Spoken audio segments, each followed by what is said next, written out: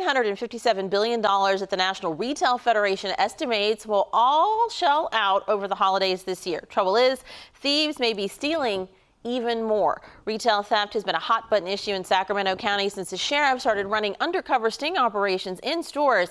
And Tuesday, the State Assembly's Select Committee on the matter sat down for the first time to try and legislate a way out of it. But what rights do chains and smaller store owners have to deal with this problem the way they see fit? For another take on this issue, I'm joined now live by attorney Mark Reichel. Good morning to you.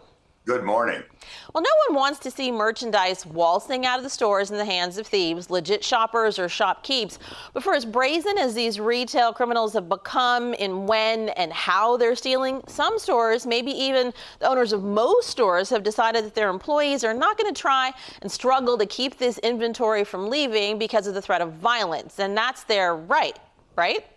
Absolutely. So in California, 2008, we all went to the ballot box and we voted for something called Proposition 9 because it made great sense. It's the Victim's Bill of Rights. It put in the California Constitution the right of the victim. You know, in a criminal case, like I'm a criminal defense attorney, there's one side in the courtroom and that's the criminal defense, and the other side is the prosecution. And in the middle is the judge. Those are the three parties, really.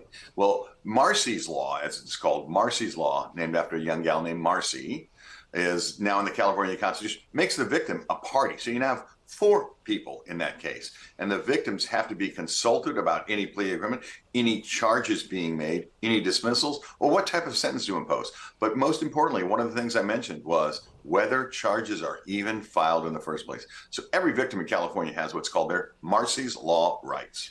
Okay, so you're talking about charges being filed in the first place, but for law enforcement agencies that are doing undercover stings in stores, a charge hasn't been filed yet and somebody's agreeing to the charge. The store may not want the operation to be going on their premises. Does it apply? How does it play in that circumstance?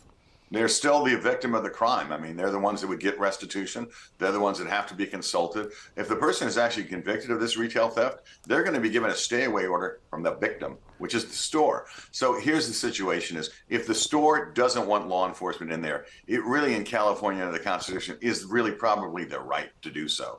I know that one of the reasons they say is, look, people are going to videotape the arrests in the store. They could get violent. They're going to put it all over the internet. It's not the best advertisement for the store.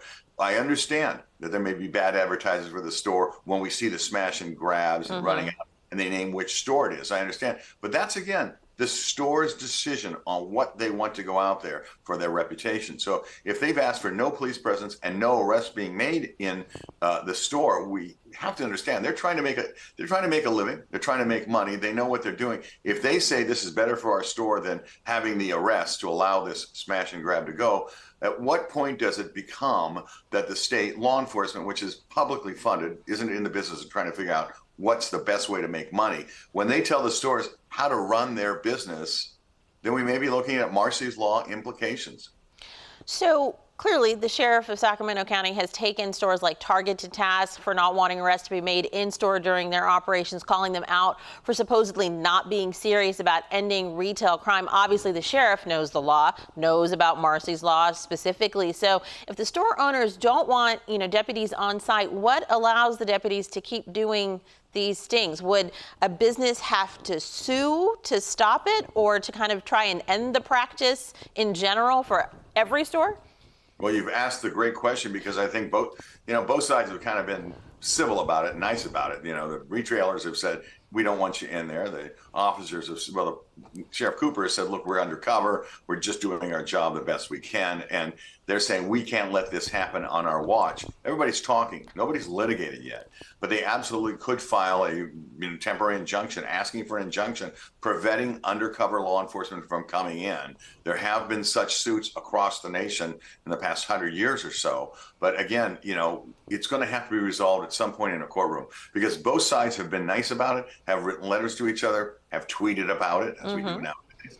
And at some point, the rubber's going to have to hit the road, and it's going to be on the look. In America, law enforcement is given broad discretion in enforcing the laws. They're the ones that are legally allowed to carry firearms and to make arrests. So at some point, the retailers are going to have to actually bring suit, because they can act nicely. But again, the ones with the authority are the ones with the badges. If this ended up in court, is a defense for law enforcement the general public interest? I mean, obviously, if somebody is going to be as brazen as we've seen some of these retail criminals be, they could be armed, they could be committing other crimes. So is that the defense? Is that what prevails here, the greater public interest? It'll certainly be, that's exactly the point they're going to make is, look, we're charged with enforcing the laws. If you don't like the law, then go to the legislature and have them change it so that retail theft is legal, is what the defense is going to say. If law enforcement is in fact the subject of a suit by these retailers.